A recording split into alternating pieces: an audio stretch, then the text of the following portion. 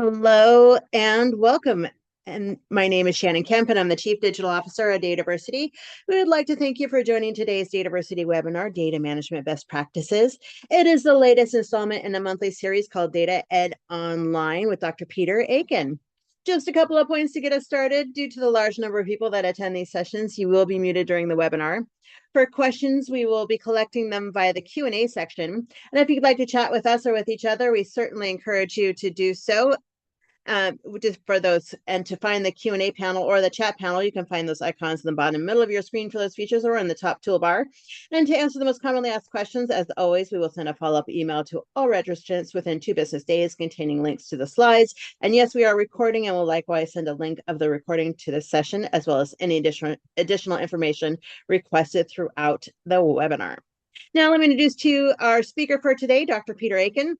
Peter is an acknowledged data management authority, an associate professor at Virginia Commonwealth University, president of DAMA International, and associate director of the MIT International Society of Chief Data Officers. For more than 35 years, Peter has learned from working with hundreds of data management practices in 30 countries, including some of the world's most important. Among his 13 books are many firsts. Starting before Google, before data was big, and before data science, Peter has found several organizations that have helped more than 200 organizations leverage data-specific savings, which have been measured at more than 1.5 billion US dollars. His latest is Anything Awesome. And with that, let me turn everything over to Peter to get today's webinar started. Peter, hello and welcome. And welcome to you, Shannon. It's so good to talk to everybody. Let's see, it's afternoon here on the East Coast in the U.S. And middle of a leftovers of a snowstorm, I suppose. But that's not what you're here to talk about today. It's titled Data Management Best Practices, where you could rearrange the words a little bit and say really practicing data management better. And that's kind of important because really it is a practice, and the more you practice, the better you will be at it. And it says that there's skills that you can learn around those areas. We're going to talk about the evolution from sort of 2 basic parts that came together to leave what we have today as the data management set of practices in order to do that. But before we get started in that, I'm going to do a little quick piece. I like to pretend that I gave Seth Meyers my business card. I don't know Seth, he doesn't know me, but I gave him my business card, which says something about it, of course, about data. And of course, he turned it into a joke. So here we go. Business cards, really? We're still doing this? I hope your business is waste management because this is going right in the garbage. Giving someone a business card in 2021 is basically steampunk. Great. I'll give you a call when I need my cotton gin repaired. Thanks for the business card. It's a great way to be sure I'll remember you in 6 months when I'm cleaning out my wallet. Dinner receipt, dinner receipt. All right, this. Call me if you ever need data solutions. And what are those? You'll have to call me to find out. The only thing business cards are good for is to put in that fishbowl at the diner to see if you can win a free Reuben. Hey, business cards, get bent, you burn. Not everybody does understand data as a practice discipline, but there are things about data that we can say, which is the data volume is certainly increasing much faster than we can process it. And the data interchange and overhead practices measurably sap organizational and individual productivity. And that reliance on existing technology-based approaches has not materially addressed this gap over time. And of course, we've got to worry about the surveillance capital industry as well, which is a defense role that we all have to play on this. So let's talk about why this has been. And it has been because data has been understood to be complex and detailed, and generally people who are outside of our profession don't really want to talk about it a lot. Most are really underqualified, particularly with respect to architecture and engineering skills. And the reason for this is because it's taught inconsistently across. It's much easier to focus on technology, as many organizations and programs do, and leave the business impact completely out of entire classifications of programs around this. And as a result, data practices are not well understood, and the lack of practices leads to some unknown dependencies. And more importantly than that, I want you to think about everybody in your organization that's a knowledge worker. they have all had to learn about data in one form or another. And I like to show what happens when you don't do that in a controlled and focused way. And this is guidance that was given to this gentleman here, Wally Easton, who's a wonderful entertainer. And I've got the YouTube link there for you. But he was simply told to go learn how to play the piano, so he did.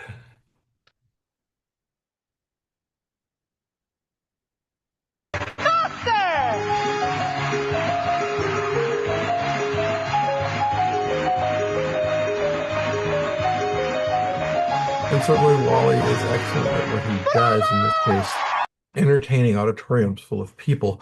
But if you wanted him to play at your wedding, for example, it might not be the best or at least the most solemn occasion that you'd put together. And my point here is that our organizations are allowing our knowledge workers to invent really interesting, new, and creative ways of doing this, but in an uncontrolled and unrepeatable fashion. And that doesn't generally produce the kind of results that we'd like people to be able to get out of it. And as a result, there's increasing amounts of what we call data debt that is piling up. Think of it as virtual hoarding, and certainly that's the case. But slowing progress, decreasing quality, increasing costs, and presenting greater risks is the natural result of having too much of anything. And the supply and demand lines are way out of kilter here as well. You can see in spite of the fact that this is really good academic business, we aren't producing nearly the amount that needs to occur. There's actually some numbers under here. The amount that nearly needs to occur here, though, so that you end up with this gap between private demand and supply in terms of the ability to do the work that needs to be done. I had a group come to me at one point, and they were disappointed because they had a general articulation of strategy, and they said it only shows up in one place here on our strategy. And that was true. The word data only showed up one place on this map. But I want you to imagine to take the one at the far right, second row, implement digital people management system. There's going to be some sort of numbers of people that you're going to be implementing for. That's going to be data. There's going to be levels of satisfaction with it. There's going to be uh, uh, quality aspects of it. It won't do any good if the data gets all crossed on the inside. And I could go on and on. But of course, the answer is that each one of these strategic objectives, somebody's going to get hired or fired based on whether they make their, I'm oversimplifying here, of course, but based on whether they make their numbers, whether they have in fact implemented sufficient digital people management system in order to achieve the raise that they've been promised on this. And each of them has measures that you can go after and turn into data and figure out and show them how data can be an important part of this. But unfortunately, we're having to do this in a reactive mode rather than proactive mode. If we could switch it to proactive, we would understand, again, not just the faster, better, cheaper, and less risky, but also the impact upstream and downstream in both senses. We can fix things upstream and we can make things better downstream and help people to understand the specifics of all of this. And finally, look at the aspect of bringing AI into these concepts here, because AI has some incredible potential. There's some talks I'll be doing over this uh, season on AI and around that. Um, so first of all, most people don't have the name Augusta Ada King come to mind when I ask who is the founder of our discipline, but I count her as one of the most influential. She looked at this weaving loom here, and you guys all see how a weaving loom works. We've got different colored threads, and we're going to pass some other threads through the middle of them, and this is going to result in certain patterns, and we can make these patterns pictures, and that can become valuable, more valuable than the plain version of it, for example. She was actually looking at this thing called a jacquard loom, and if you look at the right-hand side of that photograph, you'll see that it looks very much like a computer card that I've shown right here next to it as well. And yes, if you should see the correlation there, because that's exactly what one evolved into the other on this. But she, looking only at the jacquard loom on the left-hand side of this, said, when my friend makes a machine that can process these things, I'll be able to take that machine and make it do math. And this is the world's first computer program written by Augusta Ada King. And she is absolutely the founder of our discipline, but she also gets credit for something else, or should get credit for it. And that is something that Gartner calls the hype cycle. She wrote in her works, in considering any new subject, there is frequently a tendency to first overrate what we find to be already interesting and remarkable, and secondly, by a sort of natural reaction to undervalue the true state of the case. In other words, oh, it's really great, or oh, it really sucks, right? The answer, of course, is somewhere in the middle. And our journey to find out where that middle ground is what they call the slope of enlightenment, leading all the way to the plateau of productivity on this. And of course, what it really means is this is all of us trying to figure this stuff out collectively. Some have the ability to do it better than others. But let's take a look and see where data management has been on a recent set of journeys here. I put a couple things out here. Data mesh has been considered a problem. Not that I have any personal opinion, but I do know that it's hard to go uphill when uh, Gartner puts an X through your piece. Data fabric over here on the headed for the trial of disillusionment, master data and data lakes, sort of interesting pieces. Looks like we're maturing in those areas and we're starting to make them into useful as they venture their way up the journal of plateau of productivity. Again, mesh approaching the top, the peak of inflated expectations. Data fabric still falling with a longer-ish time frame on it. Again, better still with master data management and data lakes. So this is great. Something about vector database is interesting there. I'll pop that one over because when we look here, you can see they've almost finished their peak. This is 2024 that we're up to at this point to get these, and they're about ready to pop over. Data mesh again, fabric. You can see here these things are evolving in a way that makes sense to look at from all of these different perspectives. Each time you look at these things, it gives you an idea of when you should be investing in it, or who should be investing in it, or what types of things you should be believing about it.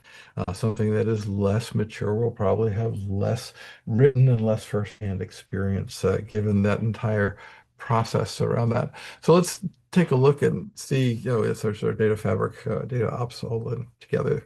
Let's take a look at what we're going to look at for the rest of the 45 minutes that we've got together. First of all, motivation, I'm starting to get into that. We're not making progress. So how do we get here? Building on proven research. Unfortunately, there's a lot of people that come up with really good ideas, but when you can repeat the practices around this, it helps out a whole lot. And so I'll tell you that quick story on that. And the industry's push for best practices that are out there. There's something called the data maturity model. I'll introduce you to that half. That's the other half of the concept, the data management body of knowledge. And the key, of course, is to put them both together because the entire process of your data management practices can be governed by the weakest link in the chain, and that's unfortunate. So how do you avoid that, and how do you know what to focus on? Strategy is the answer to that, which is also dependent on a three-legged stool. And then, of course, how does one get to Carnegie Hall? We'll answer that question as far as where to next. So let's dive in and take a look around here. The measures of unproductivity. Knowledge workers' stress is incredible. 33% of their time is spent reworking knowledge that already exists, 10% of their time creating new knowledge. It's not very rewarding. 53 and 52% would rather do household chores or pay bills than use their content management or their repositories. 74% report feeling overwhelmed or unhappy when working with data, and 33% of overwhelmed employees spend at least 1 hour per week procrastinating on data-related tasks. So there's some targets that you can shoot at almost immediately. 14% of everybody says they have a good understanding of how to use good business data. 21% of the 16 to 24-year-olds. And this just leads us to the conclusion that most of our employees are underprepared for the data-driven workforce, much less an AI component of it as well. Business decision makers, though, and even worse, 24% of them feel fully confident in their ability to read, work with, analyze, argue with that data. 1 in 3 are able to create measurable value. 1 in 4 say their analytics projections produce actionable insights, and 80% of them under the table would give me $100 to make them smarter about data. And again, I say this jokingly, let's just bring our hands above the table and I'll do it collectively, right? But this is a fairly large amount. When asked to incorporate data into things, too many organizations just put data in the hands of the employees and expect them to do better with it. They need to do more. The reason for that is very simple. I apologize for the slide mishap here, but the first question is, if you were going to make a data-driven decision in here, what would you do? And 52% of them would incorporate data, but 48% of them would defer to their gut, which is scary. And it's even scarier still when you go to the sea level, where 1/3 of them would incorporate the data and 2/3 of them would defer to their gut. And when asked to incorporate these data pieces in here, 14% would avoid the task entirely. 36% would find an alternate method, whatever that is. Again, just incredible. By the way, the citations for these stats come from something called the Data Literacy Project, which is a wonderful source of research about how far we have to go in terms of educating people around this. Get to another one as well. This is Randy Bean's ongoing survey, like decades long, where he's looked, and in 2003, we saw some pretty good numbers. The first time any of these numbers had passed more than 50%. This is self-reporting, so we've got to take it with a skeptical piece, but he's been extremely consistent about the sample's size and quality over the years, and these are great. So we go into 2024 numbers, they went pretty high. There was a lot of optimism around that time, and I predicted we'd pull back a little bit from it, and sure enough, in 2025, the numbers did pull back slightly in terms of being able to say, where did these pieces come from? There we go, 37, 35% down the road. The most important thing from all of his surveys, as far as I'm concerned, is that he's also asked them the question year after year after year, are your questions, excuse me, yeah, are your questions, your challenges that you have around data primarily technology oriented, or are they primarily people and process oriented? And in 2018, the answer was a clear 80/20, as it was in 2019, 2020, 2021, 2022, 2023, 2024, 2025. Clearly, 80% of the challenges that are data related are focused on people and process aspects of it. And data governance is the only resource that is designed to address these challenges. So these are some good things that you can toss back into your management, because they're going to be asking questions at this point. Why aren't my data problems solved? And we built the data warehouse, invested in technology, hired a chief data officer, purchased Salesforce, moved to the, like, these do not address people and process challenges. And of course, we've got some additional financial pushback as well, which is that the number one complaint on the hands of most CEOs is the size of their cloud bill. And this is crazy, because it shouldn't ever come to the CEOs. It should be something that the CTO, the CXO level manages, rather than the CEO. But remember, it was all sold as free. So let's just do a couple rules about this and why this is a problem. The key data in the cloud should have three attributes. The data outside the cloud, you call it warehouse as well, as the same principle, should have, and that is that it should be cleaner inside the warehouse or the cloud, should be smaller in volume, and it should be more shareable. That is the purpose of it. What unfortunately happens is that many times organizations will come in, and rather than think about it, they'll forklift the data, all their data, into the cloud. And the problem is there's no basis for making those decisions, no inclusion of engineering and architecture concepts, no idea that these concepts are missing. And again, 80% of your data out there is redundant, obsolete, or trivial. So how should it be done? Well, of course, the answer is to look at this as an inflection point, and you can take the data and transform it. It's either in or it's not. And in, again, should be less in volume. It should be cleaner in just general hygiene, and more shareable data. Because once you do this, you can start to do things like data branding, which gives you a really nice opportunity to take this beyond the mountains of just the data or the IT community, but bring it into the business community. They do appreciate that aspect of it in order to do this. But the challenge is, you can't get too detailed with your communication externally, because what happens when you try to go too much external competition, so you're going to say, well, we've got a bunch of data things that are going on. I want to tell you about the data team and the governors, and oh, we've got some stewards here. You know what they hear? They don't appreciate that. So just keep it at the programmatic level and say it's a part of the program as we're moving through it. So let's talk about how we got here. We're not really making progress, but we've got awareness, which is good. The most frequent question we used to get at Data Blueprint all the time was, how do we move our data management program to the next level? We made a question that you'd go back to say, well, what level are you currently at? Because you're certainly currently managing your data, but if you can't measure it, how do you manage it effectively? Where do you know to put time, money, and energy in, so that the management activities that you undertake the best support of data for the organizational mission. So this all starts out when I had the title U.S. Department of Defense Reverse Engineering Program Manager in the late 80s, early 90s at the Defense Department. We sponsored research at Carnegie Mellon University's Software Engineering Institute, asking the question, how can we measure the performance of DoD and our partners? We really were looking to be able to rate good versus bad. I know that sounds strange, but you got to start someplace. We were also told to go check out and see what the Navy was up to. They were doing enterprise architecture, so I got to meet Clive Finkelstein and John Zachman, and as you know, the rest is amazing set of history there. The SEI responded with an integrated process and data improvement approach, but DoD required them actually to remove the data piece.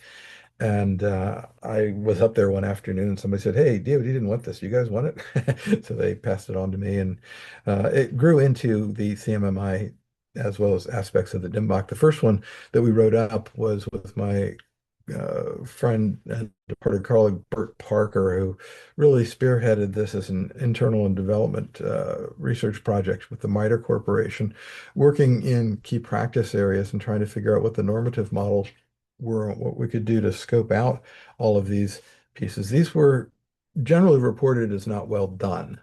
So again, you can certainly go look that up. Another person who isn't with us anymore, but was instrumental in this was Melanie Mecca, where she took the translation, the original pieces that were the bare bones piece done by Carnegie Mellon, and put them into a workable piece. And that's what we're going to talk about for just a few minutes here.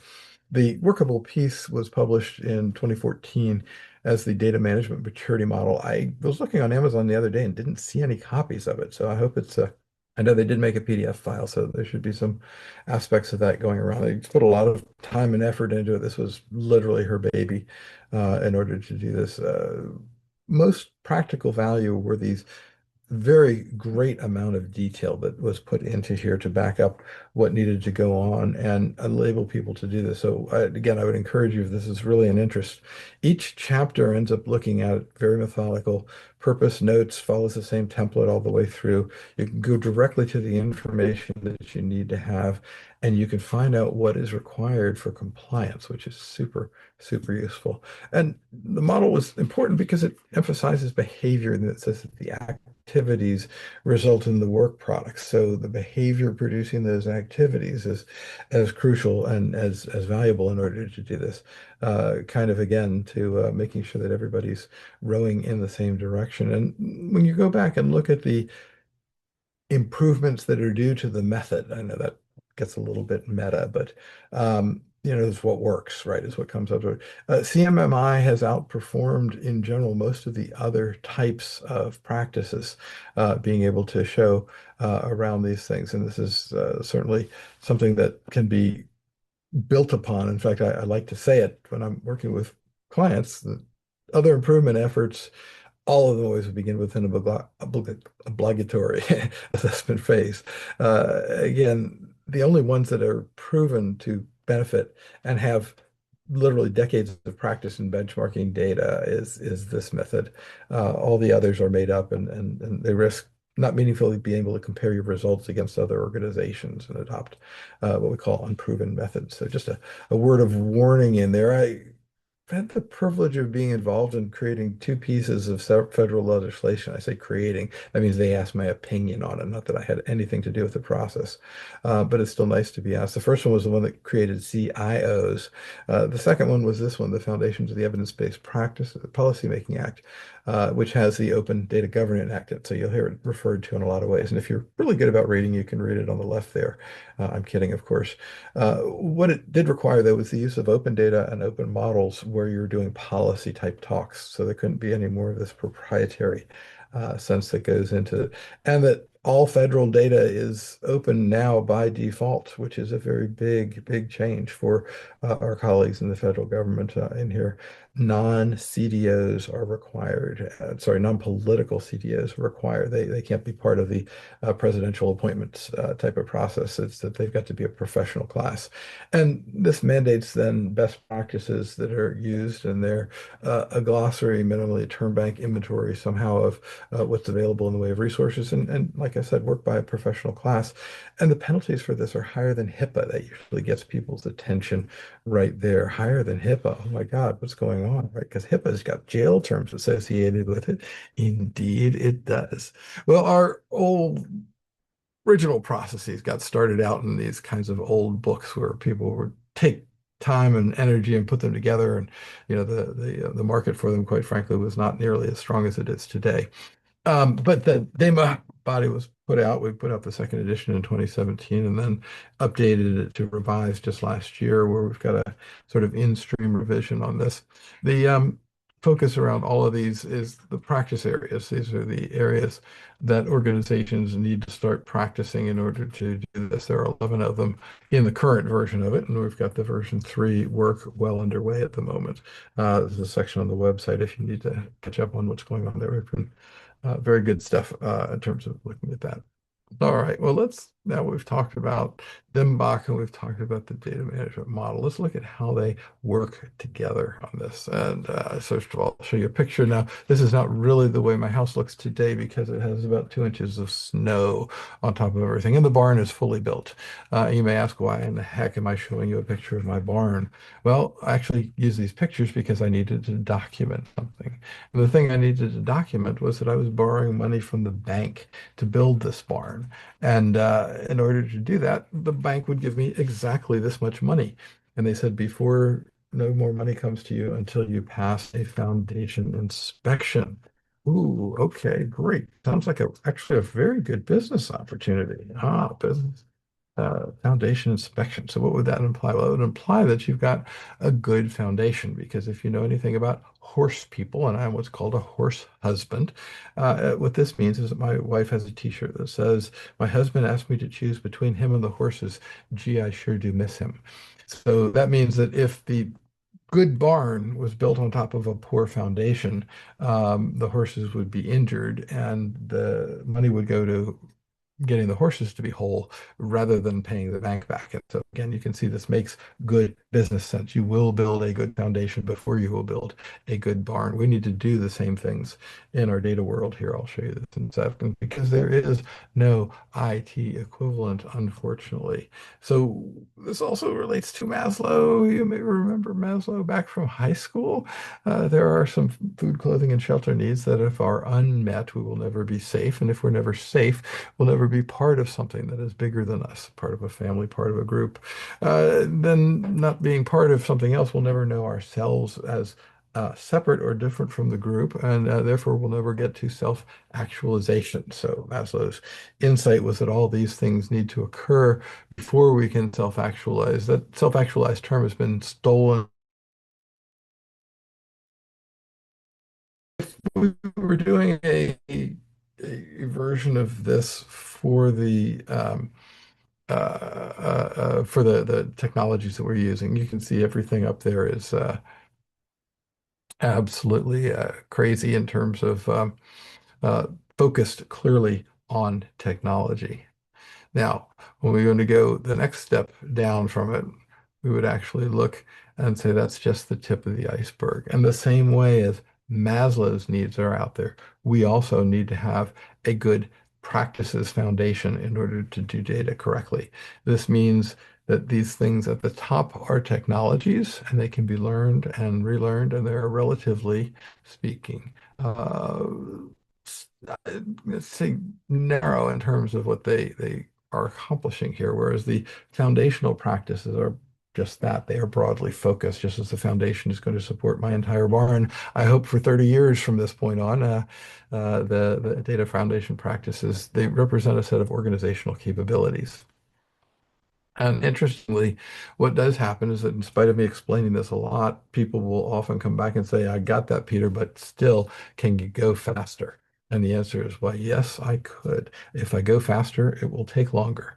If I go faster, it will cost more. If I go faster, it will deliver less. If I go faster, it will present greater risk. Yes, organizationally, we need to be focusing in this area. Now, let's take what we've already learned about the general practices around the data management maturity piece. And let's, for the moment, say that there are 5 integrated practice areas that we're interested in becoming better at. Remember, there are 11 total, but we're just going to show five in this example for pretty picture purposes.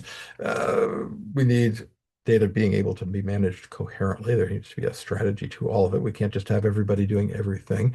We have a professional class that can now be counted upon to provide excellent service around these areas. We now understand more about data operations and data lifecycle management. Many of the work in Mesh and Fabric are coming in this general direction. Data quality has been with us and will continue to be with us, maintaining fit for purpose. And finally, we're going to have architectural components that go into it. So this is the one way of mapping out it. We're going to have some supporting practices. The point here, we can now rate each of these five areas according to whether they are at the initial, in other words, they have no background at all, they are managed, meaning that there exists some documentation versus they are defined. Again, something is actually written down about it. They are measured because if we don't measure it, we don't know how well we're going to be doing it compared to the next time through, and therefore we can never achieve the process of optimization. This is the beauty of the CMMI Institute. Everybody else will tell you all sorts of things, but they were the ones that came up with this.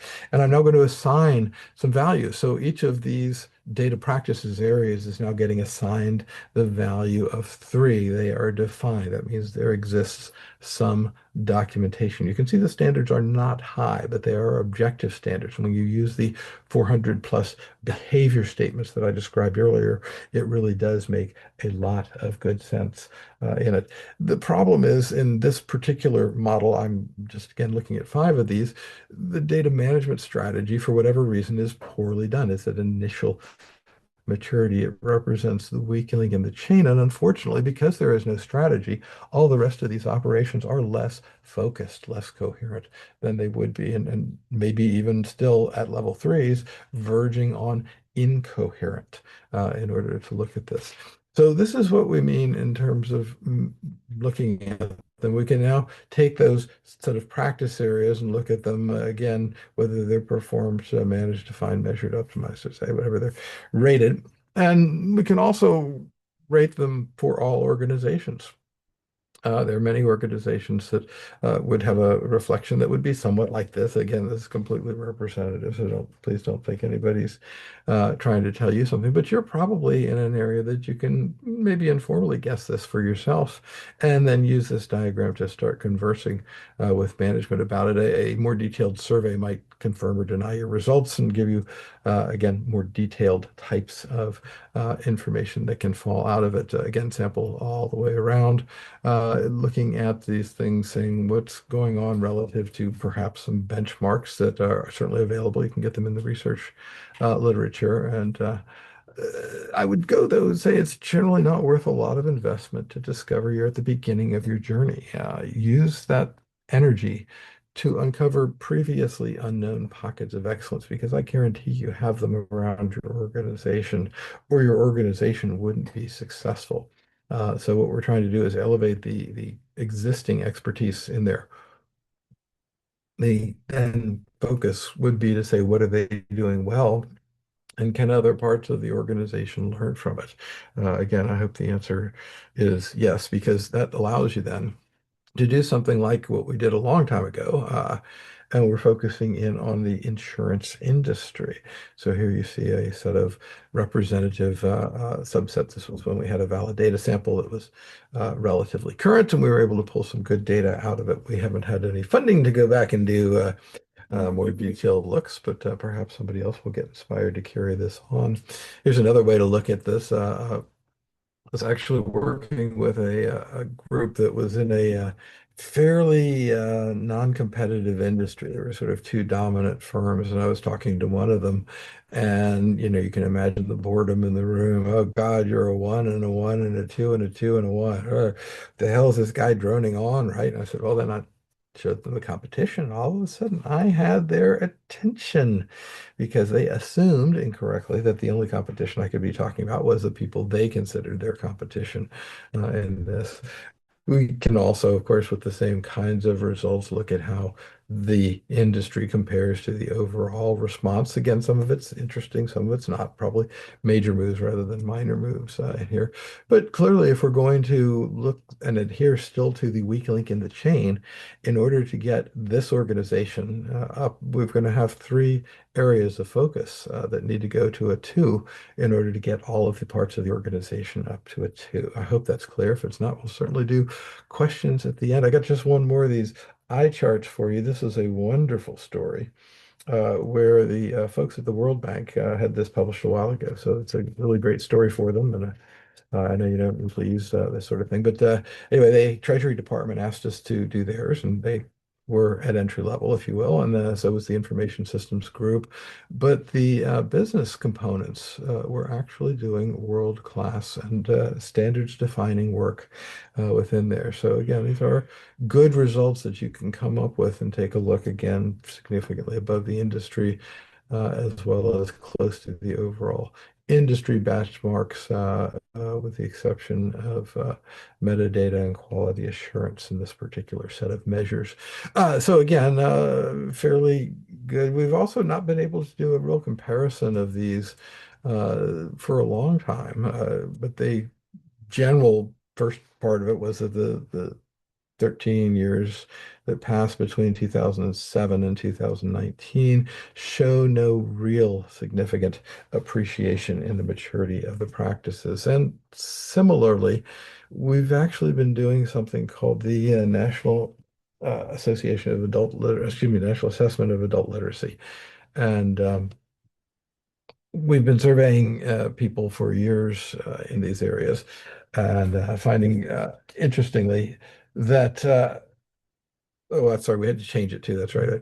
But it's now called the PIAC, Program for International Assessment of Adult Competencies. But we stopped asking people questions in person during the pandemic, and so we aren't back on track with these things. So we have, unfortunately, old data, but once again, 2012, 14 data to 2017 data showing no healthy appreciation. In fact, flat results all the way around. And that's a challenge because, of course, we are getting to a more and more data literate world looking in all of these areas. So what do we need? Well, we're going to shift our focus for just a second and dive down into strategy for just a quick look. The real key is that when a group of people are sitting around trying to get work done, a work group, by definition, strategy is what guides them. I spent 3 years at Walmart, a wonderful group of people to work with, and they were extraordinarily clear on their overarching strategy, which was everyday low price. They'd laugh at you if you didn't understand that this was part of the ethos that went into every aspect of what Walmart was doing and guided decisions along those lines. Again, fantastic ability to be able to do this. Well, this leads us into an interesting book that I was told to read before my wife would have a conversation with me about business. She said, "You have to read The Goal." And I said, "What is The Goal?" And she said, "Read it and you'll find out." I did. Thanked her for it. It's sold lots more copies of this book than I've sold any of my own books. But if you aren't familiar with it, it really focuses in particularly on something called the theory of constraints. And it's a very simple way of engaging people in a focus for trying to do improvement in systems. So his articulation of it was that management systems are limited in achieving goals by a small number of constraints. And so if you can address a small number of constraints, you will have better success, faster, better, cheaper, less risky, right? Not all of them at the same time, of course. One constraint that allows you to identify that and make a noticeable constraint, just like with a recipe, you don't want to change everything at once. And so again, chain is no stronger than its weakest link becomes the focus of the entire book as people are trying to figure out how to go through this. So a wonderful, wonderful piece.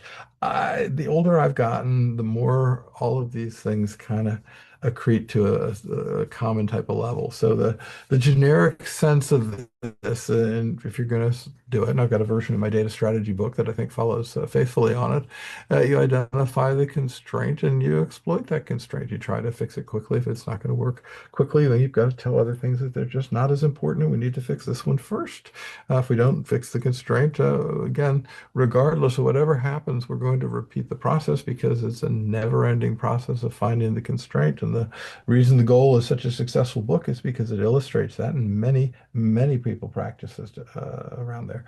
There's lots of other components that go into it, but think of this as, again, from a data management perspective, something is not going as well with your data management. It's probably something that's going to prevent you from going from a 2 to a 3 in one particular area.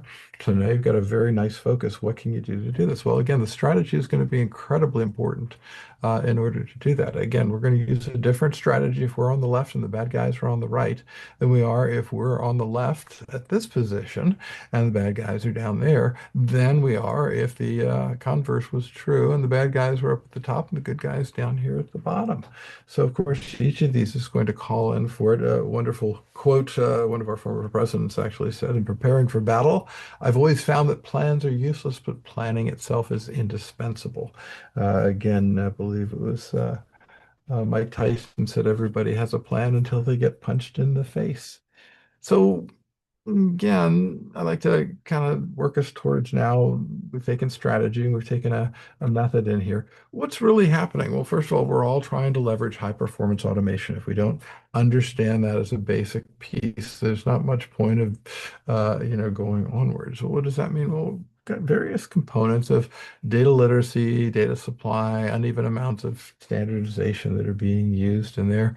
And generally, it'll all work better if we are able to get all the rough edges off it and make them smooth so that they will, in fact, work together in order to do this. But this isn't going to happen without investments in engineering and architecture. And interestingly, in all my travels I've done, I was on a tea farm on a holiday in India, and I saw the sign hanging over the cash register that said, "Quality engineering architecture work products do not happen accidentally." And I said to the gentleman who was behind the, "You have a Deming quote." And he said, "Ah, yes, Deming guides a lot of what we do here at my tea farm." So yes, again, well, we can extend that, of course, down into the data world as well and say that data engineering requires the same kind of an investment. Because if we don't have that sort of an investment made, we're not going to be able to do a good job with the data. And again, we're not talking AI here yet, but you can extend any of this to AI easily and just say, look, these things have to be in place because your AI is not going to have the time built in to incorporate all that information. It's just not going to work. So again, lots and lots of aspects can happen here. Let's take a look at a way in which an organization might try to combine these types of things. One of the things, again, remembering that most things tend to occur in threes, and in the DM BoK as well, you probably don't want to concentrate on just one, but you also don't want to take all 11 on at once. So maybe a project that is high on your strategy list might count data quality, governance, and data warehousing components that you're putting together. By the way, once again, I mentioned before, blurred before, uh, warehousing and cloud. I do see them as highly overlapping because they're really providing a capability more than anything else.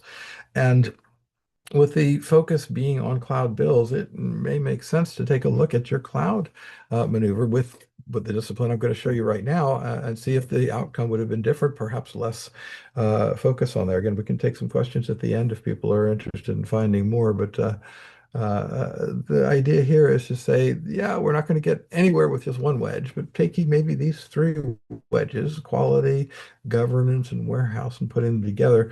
I'm also going to give everybody one cycle's worth of, maybe it's a plus instead of a times, but all right, so you've been through a cycle one time. You've done some work. You get one experience point, maybe we'll say it that way. So what would version two might look like? Well, you may discover that really you need to put some time and attention into metadata metadata while continuing your data governance and data warehousing efforts. And that discipline of putting the two of them together might actually work. Well, you'll notice again, the governance and warehousing have two X points, whereas the metadata only has one, as does the data quality one as well. If we go to version 3, again, we might discover that there's a category that might even benefit us further, which is reference and master data within that. Looking at how that works, notice we've gotten to 3 points on that, and we've gotten some other points in other areas. Managed well, the organization can find out what types of skills it's going to need by mapping the same way in order to into that. Again, what's next for these things? Well, quite a bit, and at the same time, we're the same. So let's dive a little bit further in there. Again, uh, where do you go? There are going to be a bunch of things that are going to further your organizational strategy. Your organizational strategy will have laid them out for you. There are also a bunch of data that is used by the business, and that's great to have. So now I've got the intersection between the two of those. That looks like a good place to go off and try to find them. But there's one more slice we can make, and that maybe, like I said, you were learning using the DIM BoK to kind of manage your skills. And the three places in the center there, that's really your sweet spot. If you can find that, you've got a win-win-win situation where most organizations are going to be able to actually have something that enables them to go and get specific pieces focused on. I some organizations that I talk to are unsure about what's the next thing they should do because they haven't got a good strategy or they don't understand their organizational strategy in order to focus on that. And this leads us back to where we started off, which is not necessarily Carnegie Hall, but you do need to have, of course, yeah, there's the old joke, how do you get to Carnegie Hall? Practice, practice, practice. But it's also making sure that if we think of the data as the music, that's a good way to do it. If there was a song that I hated more than anything else in the year that I graduated high school in 1977, it was the song "Staying Alive" by the Bee Gees.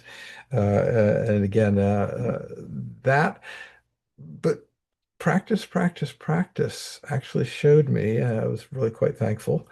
Bruce Springsteen playing that song, you can Google it, find it on YouTube. It's a wonderful set. He was wanting to do something nice for the Australians because he was flying his band over and they were going to do a tour. And he said, let's do Staying Alive. And I heard this story from somebody. They supposedly rehearsed it on the plane there. And like I said, I still have a t-shirt that says disco sucks. All right. That's how much I hated disco back in the days. Why am I telling you this? Well, again, the data is one part of it, but you've got to have your people that understand what they're doing with respect to this. First of all, your data management group. Second of all, your IT group understanding this. And then thirdly, your business group. Sometimes better to go to the business rather than IT. But there's lots and lots and lots that needs to be learned as organizations are trying to do beta. And the challenge has been that we just don't offer this in most college and university craft. There are a couple of spots around the country that do teach more of this, but this isn't even really covered in most chief data officer programs at this point in time. And yet, of course, garbage in, garbage out is one of the major problems that organizations have with this. The other problem, if you recall back at the very beginning, what we're saying here is that these are people and process problems. That means you need to start looking at change management. And luckily, it's a well-mature discipline. There are experts and there is expertise out there that you can get to show people how to change things. And that's incredibly important because if you don't, it won't work that way. Uh, I'm going to harp on this for just a minute, but the idea that most organizations just simply put things in and people adopt them doesn't work. I can remember Mike Hammer telling a story that a bank executive that he had that was trying to figure things out said, "Well, I told everybody to read it, and they all signed a piece of paper that said they read it." And he said, "Yep. And who counted the pieces of paper to make sure that they were all there?" The guy said, "Oh, we don't need to do that." And Mike said, "Great. Well, I'm just going to call one of your tellers and ask her if she can relate the strategy to us," and put her on the speakerphone, of course. And it was a royally embarrassing situation. Again, people have to know what their roles are. And that's why it's so important to do this. In addition to just change management, change management is absolutely crucial in order to do this. It's also really important to make sure that you've got the right things in place. And the animation that keeps playing over and over again for those of you that are younger is an analog, how an analog key worked. And you can see that the key is inserted in the lock. And when the pins are at the right level, the lock will open, and if not, the lock won't. So this is how you make a physical analog lock. I know we're going to have to explain both to the young people of the world, but that's what happened. Well, these are the key, and this is Barbara Lippert published this in 1987. She said, "When I see vision, skills, incentive, action plan, but I see frustration, I know that they're missing resources. And I also, when I see vision, incentive, resources, and an action plan, and I see anxiety, I know they haven't got the skills. And when I see skills, incentive, resources, and an action plan, I see confusion because they're missing the vision." Again, it's a very nice way of describing organizational readiness. It's the kind of readiness that is actually required in order to help organizations understand this, because the biggest barrier to data change is culture. And if we don't get the culture aspects of it right, none of the rest of this is going to work. Now, the the whole point is oh no, sorry, let me get to my summary slide. Oh, I'm sorry, I've got one more thing I got to tell you about, and then I'll go to the summary slide. Yeah, first of all, there's a case study on this. If you're interested, you can go out there. You don't even have to register for it. And again, we go back to sort of our four data truths. The data volume is increasing faster than we're able to process it. The overhead costs are measurably sapping organization and individual behaviors, and that leads to productivity decreases as well. Reliance on the existing technology base has not materially addressed these pieces. And finally, of course, surveillance capital industry is always going to be focusing in on this. What does this mean? Well, we're in an area where we need to have a paradigm shift, and we need to have an understanding that process is going to be more important than results, first of all, because this is data management is something that produces results when you have reached a critical mass. But if you haven't got the critical mass, you're not going to get the results. It's also, by the way, a great limiter of your project size, because if you cannot see what a good outcome is going to be and you can't forecast a good return on your investment, it's probably the case that you wouldn't. I saw some figures back in the last decade where organizations were spending $50,000 per employee to implement an ERP. Now, what I have yet to do is get anybody to show me what $50,000 worth of improvement actually looks like per employee in that sense. It just does not happen. Uh, it's better the organization itself learn. Uh, One of my favorite quotes from my new book is Kathy Doss, where she says, "Look, we know how to data better.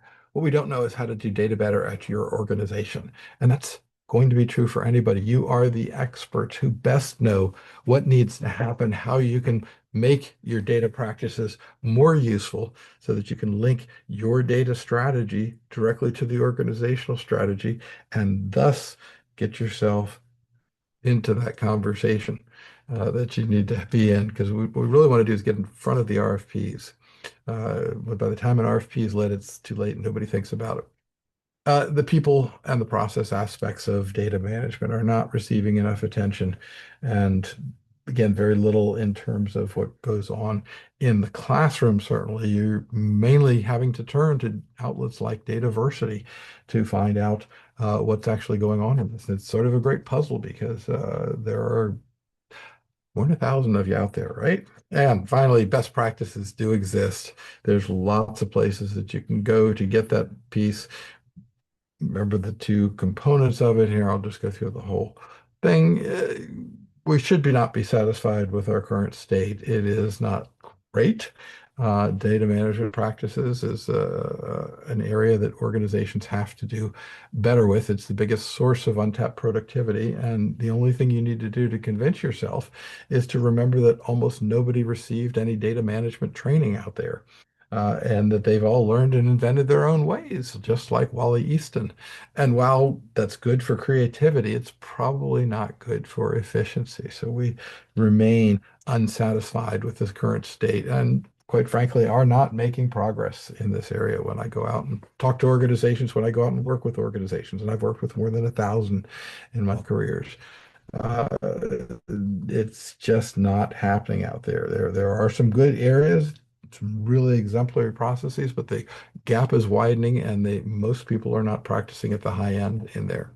Uh, Understanding that DoD actually started off with this research, went to the Software Engineering Institute at Carnegie Mellon University, and from there to the MITRE Corporation as a research and development project, and from there to the spinoff from the Carnegie Mellon Institute in there. And the two pieces that are really being used to put together are the data management maturity model, the DMM. Again, just a generic way of evaluating how well you are doing your existing practices. There's lots and lots of description. There's a free article that I have that I'll include in the uh, uh, slides for this so you guys can all get a copy of that. But there's lots and lots of areas. The other thing, of course, is our data management body of knowledge. Full disclosure, again, I am the president of DAMA, really proud of the data management body of knowledge and the volunteer efforts that have produced it so far in order to do this. And it is considered to be best practices now. And I contend that by doing both of them well, you don't just end up with one and one making three, but one and one making 11 in order to come up with that. It's just a way to go. I haven't found a better one. The only thing that oftentimes groups can use to subvert that is to go with a single data layer, single data platform, something like SAS or Databricks. And they find that keeping all of the options fewer, but having it well understood is advantageous in many cases. And these organizations do really, really well, but they're not doing much about the overall data management piece. They're doing a couple things really well, and it's working well for their businesses. Key is, of course, to understand and apply both of these better, and to understand that the way to improve it is to identify the weak link in the architecture. Again, if we go back to the goal, the weak link one of the weak links in the architecture was that they had a machine that was a robot, and it was producing great quantities of something, but they had to store it and they weren't selling it. And so while it was nice they had these robots, they weren't actually contributing to the organizational strategy. They were the weak link at one point. We talked just a bit on strategy, but strategy is what has to guide your data management practices. What can we do with data management that will provide data so that the organization can use data to apply in its search for strategic objectives? That's the focus. If we have that as a focus, many things become easier. To realize, of course, that it is, as all things, a three-legged stool, people, process, and technology, but that most organizations are focusing on technology to the exclusion of the minimally 80% of the problem that is people and process. And what other part of your organization do you have that provides answers to people and process challenges? The answer is data governance, of course. And finally, how does one get to Carnegie Hall? Practice, practice, practice. The idea here is that we should be approaching this not as a one and done kind of situation, but as building a set of capabilities that the organization will need from this point on onwards. That we have a lot of good ideas for where things are going to go from here. But in general, it's going to be a relatively straightforward focus around this. A couple books that may be interesting for you guys to take a look at, and we have some upcoming new season. Whoops, where did my Shannon? I've gone 2 minutes early and I've forgotten where my next month's stuff is. I think we're on the 11th or so on January. In fact, I was just looking at it. We are Let me pull it up so I can confirm for sure. Uh, so we are looking at January 13th. Data 13th. strategy Okay. and action. Yeah. And again, this starts our 15th year. So we're super pleased to announce the start of the 15th year. And it's, as always, a pleasure to work with you, Shannon. Likewise, 15 years. I can't believe it. It's just Uh, so when crazy. when we first met, Shannon, you were shy about having your picture taken. Now we have all those wonderful things that show both of us aging gracefully. And those of you that You don't know, wore me Shannon and I are down. both musicians. Were you done? Actually, your dad did. He was really good at that. Yeah, yeah, it's true. Yeah. And I always laugh, I'm always there right as soon as you ask the question, how do you get to Carnegie Hall? Practice, practice, practice. So true. At least for musicians, it what works. Yes. All Yeah. right. Do we have a couple questions for us? Me too. Just to answer the most commonly asked questions, just a reminder, I will send a follow-up email for this webinar by end of day Thursday with links to the slides and links to the recording. Lots of great questions coming in here, Peter. So do you have any thought on when measuring maturity or capability should we use evidence-based measurements or consensus? How do you decide where to measure in large organizations? Sorry, I'm writing it down. It's a great question. Let me make sure everybody else understands. My counsel in the webinar was to not spend a lot of money finding out that you're not very good. And it just doesn't make a lot of sense. So the question was, should you use, under what circumstances should you be using evidence-based information to inform that rating and consensus-based? And quite frankly, the consensus-based can be done at one meeting, and you can come back and revisit it knowing that it's consensus-based. It's, can be like taking a temperature, sort of a thing if organizations want to do it that way. I think they both have uses. I think that the evidence-based usually ends up too granular, or you need to make it lumpy and you can only do it, again, once every 5 years, once every 2 years, however often you're going to reassess. But the detailed data that comes out of evidence-based maturity would tell you specifically, again, you're way up on that maturity scale if you've got evidence-based in order to do that. But most organizations just aren't there. And so you're starting certainly with the consensus based and then working towards that. And quite frankly, you can say your consensus based is a straw consensus and that you're looking for ways of disproving it. And by all means, get involved, join the conversation, and help us figure it out from here. Good question. Thanks.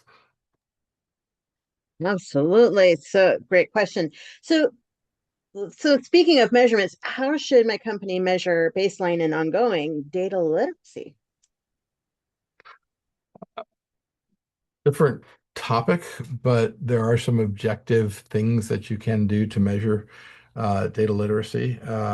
What I did objectively was divide the population into young people with a device that connects them to high speed on the internet, and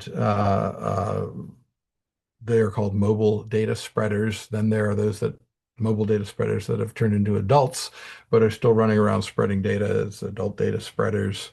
And then knowledge workers is that third level. And from that perspective, I have defined, I believe it's 8 or so specific objective characteristics at each level. I think that's the answer that you're looking for. The book is called Data Literacy. It's available on audible.com if you happen to like to listen to your books as well as read them. I'm not suggesting you should buy both, but uh, I wonder how that works. Let's see. I guess I would get paid twice if you bought both.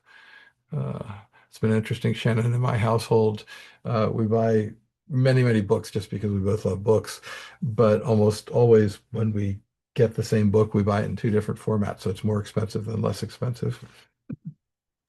I understand. I love listening to books, especially when I'm learning something as well while I'm reading it. I just found that I learn better. And of course, you know who recorded my book, right? Who recorded your book? Oh goodness, now you the question. She works for you, the redhead. Um, I said Susan. Barbara, that's not right. Susan, yes, Susan did it. She's Oh, an I did not know that. award-winning voice coach. Yes, she did a great job.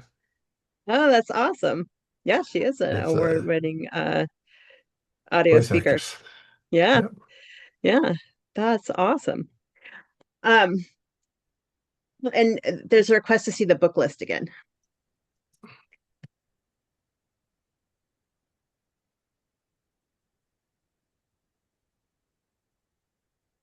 Always happy to show the book list. Actually, do you still have the Dataversity book We shop, Shannon? don't. Yeah, no, we don't. We took that down a In the while old ago, days, but Amazon would give you a few cents for every book that you sold through your bookstore. So it was advantageous to have several bookstores up and running. But they stopped that. They became very tight very quick. yeah, yeah, we All right. yeah, it was a challenge to maintain.